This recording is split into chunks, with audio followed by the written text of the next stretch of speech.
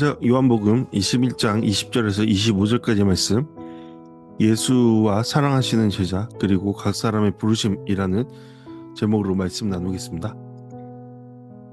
요한복음 21장 20절에서 25절은 요한복음 전체를 마무리하는 마지막 장면입니다.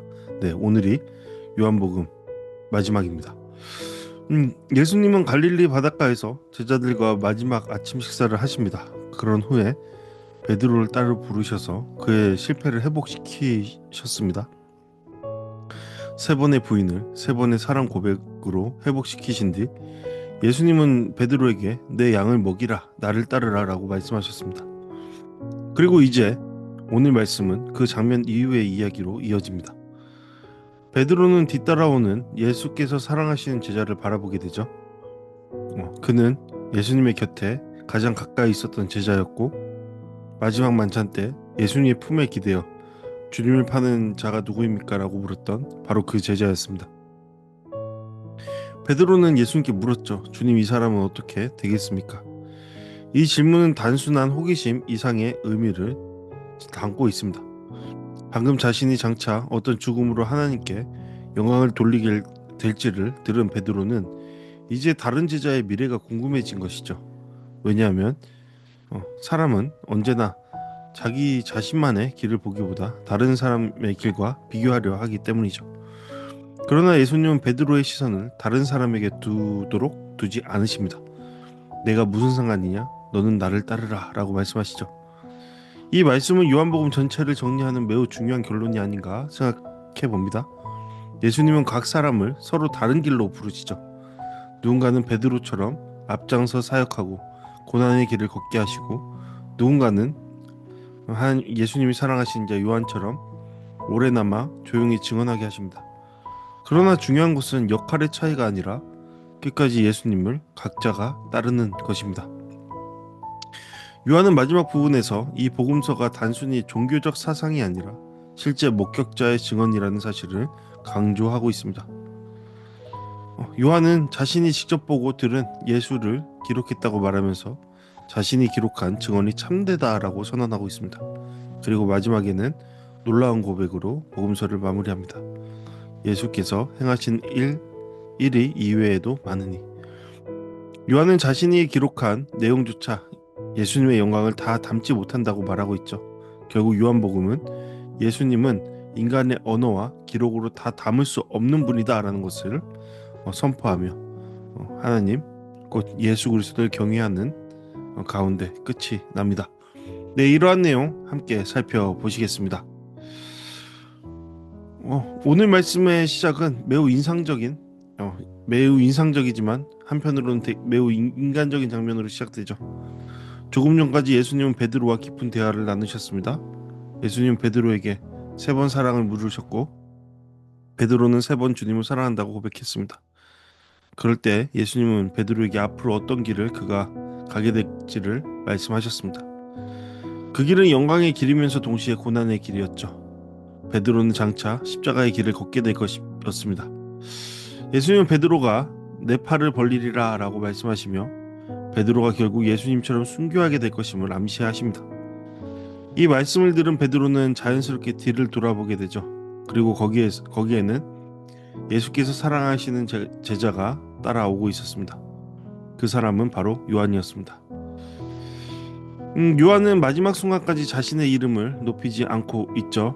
요한은 자신의 이름을 계속해서 직접적으로 드러내지 않고 예수께 받은 제자라는 표현만 사용합니다. 이것은 단순한 겸손 이상의 의미를 담고 있습니다. 요한의 정체성은 내가 누구인지 드러내기보다 예수께 받는 사람이라는 데 있었기 때문이죠. 사실 신앙의 가장 깊은 자리도 여기에 있습니다. 우리는 흔히 내가 하나님을 얼마나 사랑하는가를 먼저 생각합니다. 그러나 요한은 끝까지 예수께서 나를 사랑하신다라는 사실 안에 머물러 있습니다. 결국 신앙은 자기의 열심보다 한 사랑 안에 거하는가 그것에 달려있다라는 것을 우리는 이를 통해서 생각해 볼 수 있죠. 베드로는 요한을 바라보며 예수님께 묻죠. 주님, 이 사람은 어떻게 되겠습니까? 이 질문은 매우 인간적인 질문입니다. 베드로는 방금 자신의 미래를 들었습니다. 그리고 이제 다른 사람의 미래가 궁금해진 겁니다. 사람은 본능적으로 비교하기 때문이죠. 왜 나는 이런 길을 가야 하지? 왜 저 사람은 나와 다른 길을 가는 거지? 왜 나는 힘든데 저 사람은 편안해 보이지? 왜 나는 고난인데 저 사람은 인정받는 것 같지? 우리도 마찬가지죠. 하나님께서 내 삶을 어떻게 인도하시는가 보다 다른 사람들의 삶을 먼저 바라볼 때가 있습니다. 하나님께서 내게 맡기신 길보다 다른 사람의 자리와 형통함에 더 마음을 빼앗길 때가 많죠. 그러나 예수님은 단호하게 말씀하십니다. 내가 올 때까지 그를 머물게 하고자 할지라도 내가 무슨 상관이냐? 너는 나를 따르라. 이 말씀은 냉정한 거절이 아닙니다. 오히려 베드로의 시선을 다시 본질로 돌리는 말씀입니다. 예수님 말씀하시죠. 다른 사람의 인생은 내가 책임진다. 다른 사람의 사명은 내가 정한다. 너는 너에게 맡겨진 사명의 길을 걸어가라. 신앙이 흔들리는 가장 큰 이유 중 하나가 바로 이러한 비교이죠. 비교는 감사보다 결핍을 보게 만들고, 비교는 부르심보다 경쟁을 보게 만듭니다. 비교는 하나님보다 사람을 보게 만듭니다. 그래서 예수님은 다시 말씀하시죠. 너는 나를 따르라. 결국 제자의 삶은 다른 사람을 바라보는 삶이 아니라 예수님을 따라가는 삶이다 라는 것을 우리는 보게 되죠. 분명한 것은 예수님은 베드로와 요한을 서로 다른 길로 부르셨다라는 것이죠. 베드로는 앞장서는 사람입니다. 그는 행동하는 사람이고 공동체를 이끄는 사람입니다. 결국 그는 순교를 통해 하나님께 영광을 올리게 되는 것이죠. 반면 요한은 오래나마 증언하는 사람입니다. 요한은 예수님의 곁에서 깊이 바라보고 기억하고 기록하는 사람입니다. 베드로는 죽음을 통해 하나님께 영광 돌리는 삶으로 부름받았고, 요한은 존속하며 증언하는 삶으로 부름받았다라는 것이죠. 중요한 것은 둘 중 누가 더 위대한가가 아닙니다. 교회는 베드로도 필요로 하고 요한도 필요로 합니다. 누군가는 앞에서 설교해야 하고 누군가는 조용히 기록합니다. 누군가는 사역의 중심에 섭니다. 누군가는 보이지 않는 자리에서 오래 충성합니다. 하나님은 사람마다 다르게 사용하시죠. 우리는 종종 눈에 보이는 역할만을 중요하다고 생각할 때가 있습니다. 그러나 요한복음은 마지막 순간까지 증언하는 사람의 중요성을 강조하고 있습니다. 실제로 오늘 우리가 요한복음을 읽을 수 있는 이유도 요한이 오래 남아 기록했기 때문입니다. 요한은 마지막 부분에서 자신의 복음서가 실제 목격자의 증언이라는 사실을 강조하고 있죠. 요한은 예수님을 멀리서 연구한 사람이 아닙니다. 요한은 예수님과 함께 걸었습니다. 예수님의 음성을 들었고 십자가 아래 서 있었습니다. 부활하신 예수님을 직접 보기도 했습니다. 그래서 요한복음은 단순한 철학이나 사상이 아닙니다. 꾸며낸 이야기도 아닙니다. 실제 예수님을 만난 사람의 증언입니다. 요한은 마지막까지 자신보다 예수님을 드러내고 있습니다. 이렇듯 참된 증인은 자기 자신이 아니라 예수님을 남기는 것입니다. 요한복음은 놀라운 감탄으로 끝이 나죠. 예수께서 행하신 일 외에도 많은 일이 있다라는 것을 드러냅니다. 이것은 단순한 과정이 아니죠. 요한은 예수님을 너무 깊이 경험했기 때문에 인간의 언어로 그분을 다 설명할 수 없다고 고백하고 있습니다. 예수님의 사랑은 다 기록할 수 없습니다. 예수님의 은혜는 다 셀 수 없습니다. 예수님의 영광은 세상의 책으로도 부족합니다. 요한복음은 결국 예수님은 무한하신 분이다 라는 그러한 경애 속에서 끝이 납니다. 네, 여러분, 요한복음 이렇게 오늘 말씀을 통해 마무리했습니다. 여러분에게 요한복음은 어떤 말씀이었습니까? 요한의 고백과 같이 이 요한복음을 통해서 예수님의 사랑하심, 하나님의 은혜, 하나님의 무한하심을 경험하는 그러한 시간 되었기를 간절히 소망해 봅니다. 네, 오늘 말씀을 통해 함께 묵상과 적용하는 시간 갖도록 하겠습니다. 베드로의 질문은 사실 우리의 질문이다라고 볼 수 있죠. 왜 나는 이런 길입니까?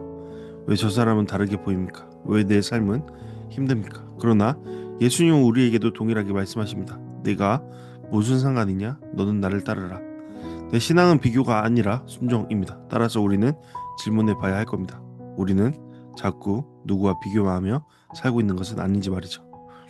베드로는 순교로 하나님께 영광을 올려드렸습니다. 요한은 기록과 증언으로 하나님께 영광을 올려드렸습니다. 중요한 것은 역할의 크기가 아니라 충성이다라는 것을 배울 수 있었죠. 네, 하나님은 사람마다 다른 방식으로 사용하십니다. 그렇다면 나의 부르심은 무엇입니까? 마지막으로 요한은 자신의 삶 전체로 예수님을 증언했죠. 우리도 마찬가지죠. 말과 삶으로, 행동으로, 태도로 예수님을 드러내야 합니다. 우리의 삶도 예수님을 증언해야 합니다. 그렇다면 우리의 삶은 그러한 삶으로 나아가고 있습니까? 네, 질문해 볼 수 있을 것입니다. 네, 이러한 오늘 말씀을 통해서 함께 기도하겠습니다. 내게 맡기신 충성의 길을 걷게 하소서. 오늘 오직 예수님만 드러내는 삶을 살게 하소서. 말보다 삶으로 복음으로 나타내게 해 주시옵소서. 네, 주님의 말씀대로 살아감으로 우리 각자에게 맡기신 사명, 그것을 이뤄가는 우리의 삶이 되기를 소망합니다. 함께 기도하시겠습니다.